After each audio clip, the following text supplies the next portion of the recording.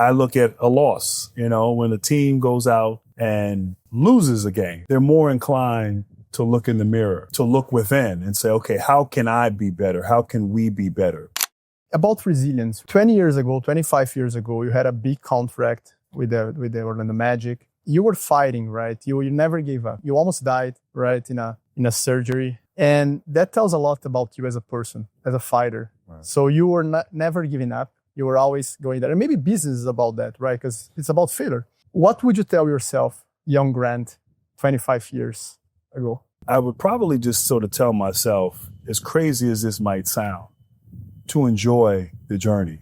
It's a privilege to have to go through stuff, to go through those hard times. Those hard times, they strengthen us. They callous you. They force you to learn more about who you are. And I look at a loss, when a team goes out and loses a game, they're more inclined to look in the mirror.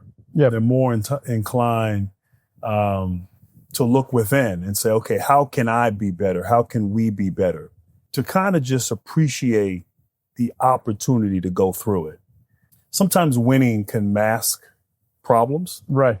You have a team and, you're going through stuff, you're not playing well, but you win the game. Right. And all is well. Winning, everything's fine. It can sometimes hide some things.